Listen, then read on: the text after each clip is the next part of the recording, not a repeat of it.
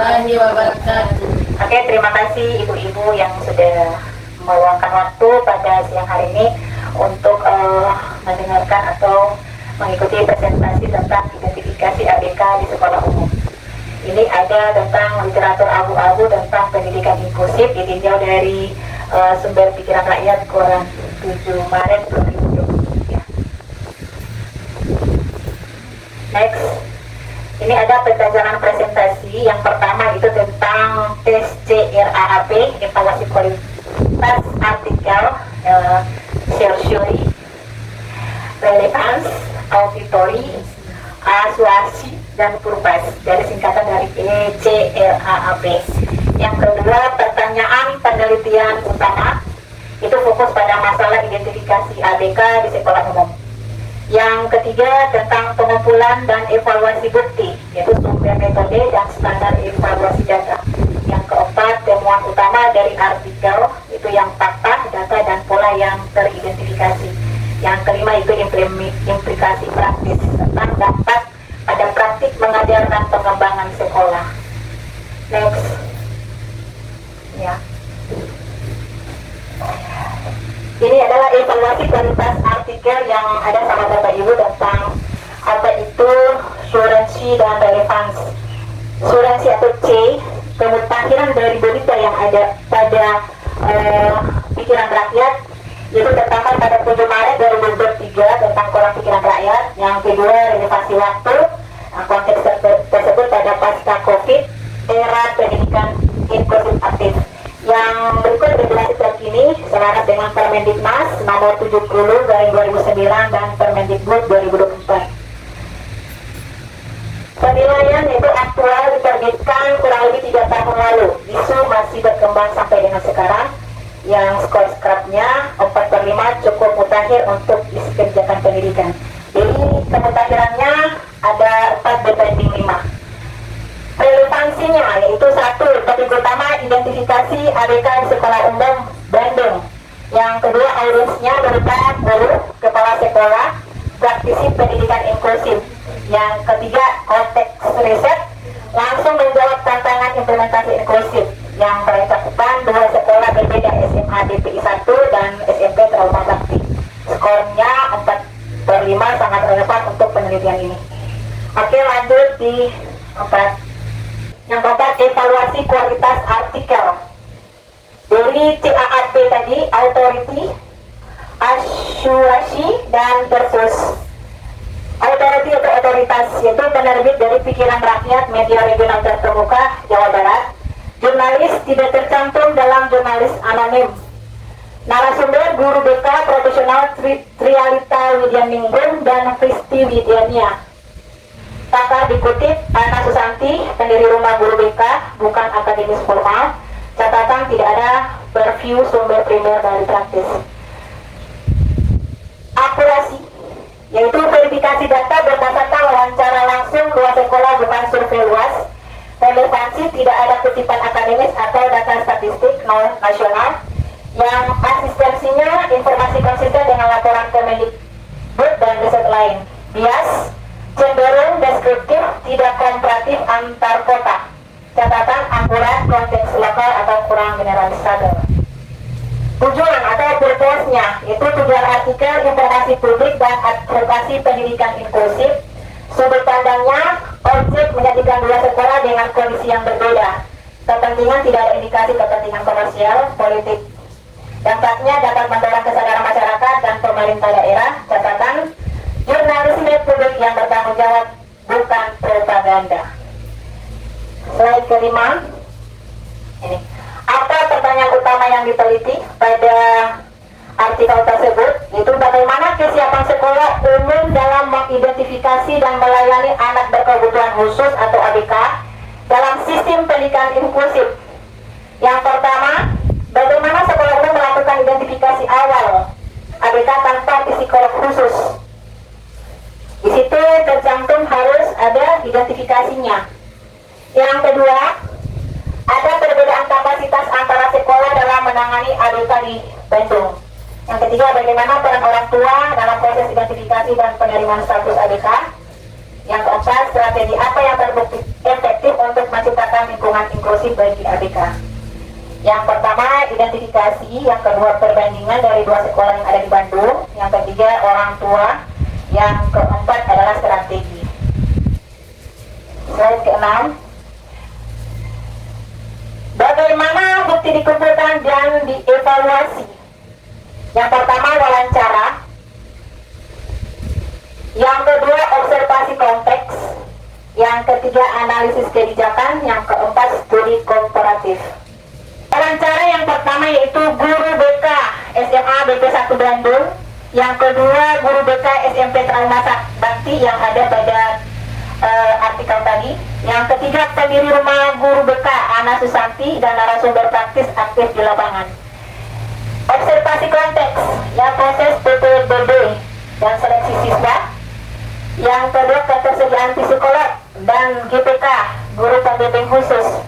Yang ketiga, program pembelajaran individual atau anak berkebutuhan khusus.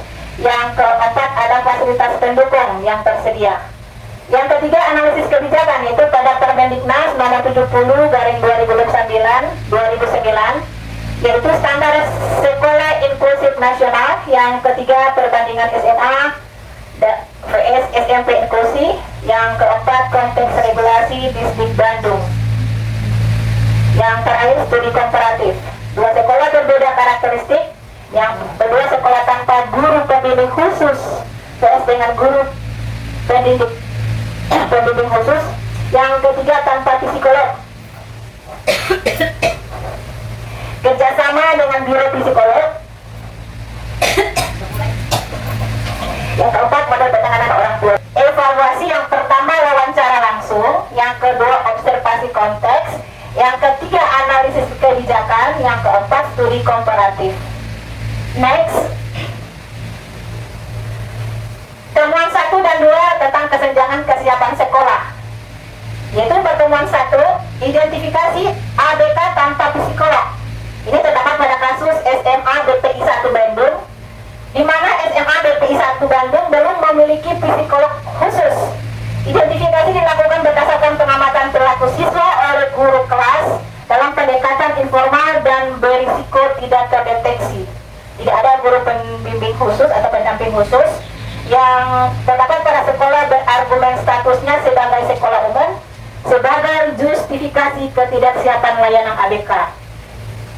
Yang kedua, pertemuan kedua yaitu praktik inklusif lebih matang tentang kasus SMP Taruna Bakti.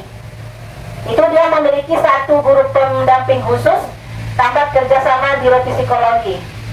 Program pembelajaran individual disusun khusus termasuk media digital bagi siswa dengan keterbatasan motorik. Strategi komunikasi orang tua terstruktur. Orang tua yang menolak status anak berkebutuhan khusus ABK, anaknya diedukasi menggunakan data psikologi dari biro dalam pendekatan berbasis bukti. Jadi pada SMA BPI 1 tidak terdapat guru pembimbing khusus dan tidak memiliki psikolog sekolah. Temuan 2 pada SMP Taruna Bakti memiliki kedua-duanya. Next, temuan 3 dan 4, tantangan sistematik dan peran orang tua. Yang pertama, tantangan identifikasi ABK. Kedua, peran dan tantangan orang tua. Yang ketiga, inklusi antar siswa. Pada tantangan identifikasi ABK terdapat 4 poin. Yang pertama, kesalahpahaman masyarakat tentang ABK karena rendahnya literasi disabilitas. Yang kedua, diskriminasi masih terjadi pada ABK, tidak mendapat perlakuan yang adil. Yang ketiga, sekolah umum sulit mendeteksi ABK yang memiliki disabilitas tidak terlihat hidden disability-nya. Yang keempat, data nasional ABK tidak akurat karena banyak yang baru terdeteksi saat proses pembelajaran. Peran dan tantangan orang tua yaitu 1, orang tua sering menolak ketika anaknya diidentifikasi sebagai anak berkebutuhan khusus karena stigma sosial. Yang kedua, tanpa penerimaan orang tua, sekolah sangat sulit memberikan layanan optimal. Yang ketiga, penerimaan orang tua terbukti meningkatkan kemajuan belajar ABK secara signifikan dan orang tua perlu diedukasi dengan data psikologi yang kuat, bukan sekedar persuasi. Inklusi antar siswa. Siswa non-ABK atau reguler dapat dilatih untuk bertoleransi jika guru memberikan pemahaman sejak awal. Yang kedua, komunikasi guru yang beraktif tentang keberagaman, mencegah potensi bullying. Yang ketiga, pendidikan karakter inklusif efektif dimulai dari lingkungan kelas yang kondusif. Yang keempat, praktik baik. Guru taruna bakti memberikan siswa lain tentang kebutuhan temannya. Berikut dampak pada praktik mengajar dan pengembangan sekolah. Ini adalah implikasi praktik dan pengembangan sekolah. Terdiri dari 3. Yang pertama, praktik mengajar guru. Yang kedua, manajemen sekolah. Yang ketiga, keterlibatan dari orang tua. Jadi semua ini sumbernya dari orang tua. Antara menolak dan menerima, jadi orang tua yang berperan aktif. Yang pertama, praktik mengajar guru. 1. Latih observasi berlaku sistematis sebagai deteksi dini ABK informal. Dari awal-awal kita sudah dapat melihat ya tentang kebutuhan dan perilaku siswa dari yang reguler sampai dengan yang berkebutuhan. Yang kedua, rancangan pembelajaran diferensiasi untuk mengakomodasi kebutuhan berbeda. Jadi strategi atau metode pembelajaran diferensiasi yang tepat pada pembelajaran yang beragam. Yang ketiga, bangun komunikasi terbuka dengan siswa tentang perbedaan dan toleransi, yaitu dapat menghormati tentang perbedaan atau keberagaman dalam kelas. Yang keempat, dokumentasikan perkembangan ABK sebagai bahan kolaborasi profesional. Yang terakhir, pelajari tanda-tanda disabilitas tidak terlihat. Contohnya ADHD, diseleksia, spektrum autis. Kalau ADHD dia termasuk dalam anak hiperaktif, diseleksia siswa yang kesulitan membaca, spektrum autis yaitu anak yang memiliki gerak-gerak yang autis. Berikut manajemen sekolah, rekrut atau tunjuk GPK, guru pendamping khusus minimal dalam satu sekolah inklusif 1 guru terlatih dari 100 siswa. Jika dia sudah berlebih dari 100-200 siswa, dia minimal 2 GPK. Yang kedua, jalin kerjasama dengan biro psikologi untuk asesmen berkala. Yang ketiga, susun rencana program individual RPI untuk setiap ABK yang teridentifikasi. Jadi rancangan pembelajaran individual, jadi masing-masing ABK memiliki 1 RPI. Yang keempat, sediakan media pembelajaran aksesibel, digital, audio, visual, dan adaptif. Bangun protokol komunikasi krisis antara sekolah, orang tua, dan psikolog. Keterlibatan orang tua ini sering anak menunjukkan kepada guru semuanya. Tanpa keterlibatan orang tua, maka anak berkebutuhan khusus akan pintar dalam pembelajaran. Yang pertama, program edukasi orang tua tentang identifikasi dan penerimaan ABK. Ini ya, sering tidak menerima. Yang kedua, bangun komunikasi dukungan antar orang tua ABK di lingkungan sekolah. Harus ada dukungan dari orang tua dan warga sekolah. Yang ketiga, sediakan konseling berbasis data bagi orang tua yang menolak status anaknya berkebutuhan khusus. Yang keempat, libatkan orang tua dalam penyusunan RPI. Jadi membuat rancangan pembelajaran individu, dilibatkan orang tua anak yang berkebutuhan khusus, dan evaluasi kemajuan belajar. Yang kelima, kampanye literasi disabilitas untuk mengitisi stigma sosial di komunitas. Ini kadang yang kita membuat RPP hanya guru, tapi kalau untuk anak berkebutuhan dilibatkan orang tua. Oke, terakhir, inklusi bukan sekedar kebijakan, ini tentang kesiapan nyata. Hasil tes CRAP 19/25 artikel layak digunakan sebagai bukti literatur abu-abu dengan catatan keterbatasan akademis. Yang pertama, identifikasi ABK adalah pintu masuk pendidikan inklusif. Tanpa itu, layanan tidak bisa diberikan dengan tepat. Yang kedua, kesenjangan kapasitas sekolah bukan hanya masalah anggaran, tapi komitmen kepemimpinan dan pengetahuan profesional. Yang ketiga, orang tua adalah mitra kritis. Sekolah wajib membangun jembatan komunikasi berbasis bukti, bukan asumsi. Yang keempat, inklusif sejati bukan ekosistem. Guru terlatih plus guru pendamping khusus plus psikolog plus kurikulum adaptif dan budaya toleransi. Oke, inklusif bukan tentang menempatkan ABK di kelas reguler, tetapi tetapi memastikan mereka benar-benar dapat belajar di sana. Oke, demikianlah presentasi pada hari ini. Lebih dan kurangnya saya mohon maaf. Wallahumma fiqillah akumaturi. Assalamualaikum warahmatullahi wabarakatuh. Waalaikumsalam warahmatullahi wabarakatuh.